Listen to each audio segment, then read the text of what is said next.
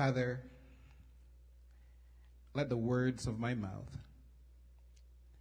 and the meditation of my heart be acceptable in thy sight, O Lord, my strength and my Redeemer. Amen.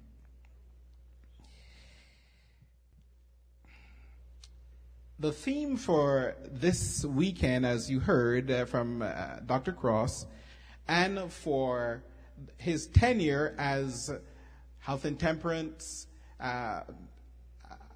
Medical and Family Life Director for the Southeastern Conference, is it's all about relationships.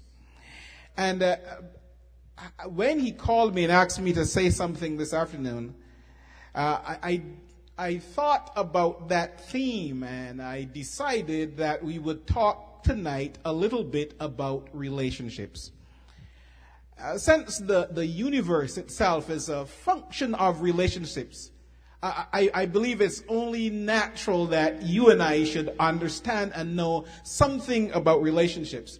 The extensiveness of understanding and knowing relationships cannot be covered in one talk or one speech or one session. But this evening I'd like to introduce you to at least one basic concept about relationships. And hopefully as we think about it together and meditate about it, we can become better relationship builders in the experiences that we have in this world.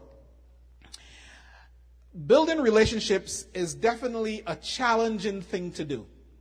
And it requires lots of energy and commitment from those involved in making relationships happen. Successful relationships are built with three dimensions. They're built by looking upwards, by looking inwards, and looking outwards. And those relationships are based on trust, exclusively on trust. If you want to have a good relationship, you have to have relationships that are built on trust. I'll give you a short case study as we begin, and hopefully from this case study you can get an idea as to what we're talking about. And I decided to highlight a family issue since it's family life experience that we're having tonight also. They had been married for 1 year. To casual onlookers, everything in the relationship seemed right. They looked like the perfect couple. They dressed well.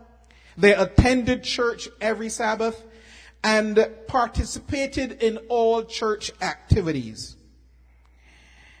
Everybody thought everything with them was going well. However, the euphoria of the wedding day had worn off, and the stresses of economic survival had set in. She was working and contributing the majority of the money to the family's income and expenditures. He was contributing minimally. Her job earned more than $50,000 a year. He was only working for $10 an hour. A painful pelvic illness further complicated the relationships, or their relationship. She had to terminate all penetratory activity, and sexual intimacy came to a grinding halt. There was no touching, no warm embraces, no hugs, no kisses, nothing. Everything had disappeared. But the biggest challenge of all came in rearing their child. A challenge that had fallen exclusively in her hands. She was the one who was there when the child was doing her homework. She was the one who had to cook for the child, who had to care for the child, who had to do everything for the child.